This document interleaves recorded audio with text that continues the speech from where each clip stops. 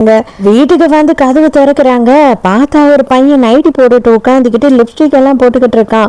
அலண்டு போயிடுறாங்க எல்லாரும். அப்படியே தரத்துல பெய்யல, உன்னை பெத்ததுக்கு நீ இது ஒண்ணுதான் இன்னும் பண்ணாம இருந்தா அதையும் பண்ணிட்டியா, நீ மொத்தமா மாறிட்டியா, ஆப்ரேஷன் பண்ணிட்டு வந்துட்டியா அப்படின்னு சொல்லி அப்பா கத்துன்னு கத்துறாரு.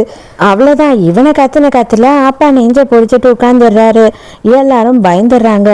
அப்பவும் அவன் சொல்றான், அப்பா இதெல்லாம் ஒரு டிராமாக்காக தான் நான் ரெடி பண்ணிட்டு இருக்கேன்ப்பா, வேற ஒண்ணும் இல்லப்பா, நான் ஆப்ரேஷன் எல்லாம் பண்ணல, நான் பையன் தான் அப்படின்னு சொல்றான்.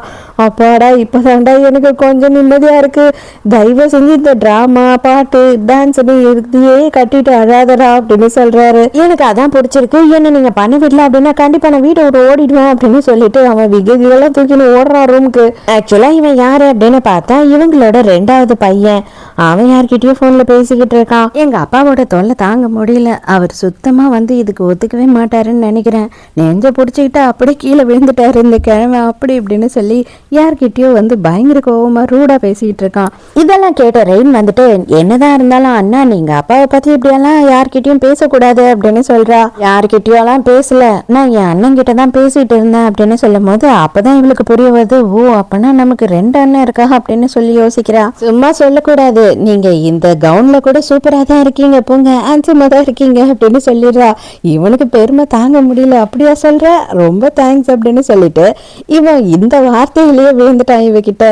இவங்க 2 பேரும் வந்துட்டு அன்னைக்கு ஒரு நாள்லயே பயங்கர அட்டாச் ஆயிடுறாங்க. இவன் என்ன சொல்றான்னா, இப்ப என்ன உங்களுக்கு பாடணும் அவ்வளவுதானே, நீங்க பாடுங்க, நான் கேட்டு நீங்க என்ன கரெக்டா பண்றீங்க தப்பா பண்றீங்க எந்த அளவுக்கு நல்லா இருக்கு அப்படின்னு சொல்றேன்னு ஒண்ணு இவனை உட்கார வச்சு நாள் பூரா பாடிக்கிட்டு இருக்கான். மறுநாள் காலையில அப்பாவும் அம்மாவும் உட்காந்துக்கிட்டு இருக்காங்க. இவன் வரான். வந்த உடனே வந்துட்டு ரெயினை பார்த்த உடனே இவன் பயங்கர குஷி ஆயிடுறான். என்னடா இது, இவங்க 2 பேரும் எப்படி இவ்வளோ அட்டாச்மெண்ட் ஆனாங்க அப்படின்னு சொல்லிட்டு இவங்களுக்கே செம்ம ஷாக்கா இருக்கு. இப்பயாச்சும் புதுசா எதனா ஒன்று செஞ்சு காட்டுவான் அப்படின்னு பார்த்தா வாயிலேயே மியூசிக்கை போட்டுக்கிட்டு அட்டகாசமா அவன் பாடிக்கிட்டு இருக்கான். இதை இவ உட்காந்து உண்மையாவே ரசிச்சுக்கிட்டு இருக்கா. இதை பார்க்கும்போது அம்மாக்கும் அப்பாவுக்கும் பயங்கர சந்தோஷம் ஆயிடுது.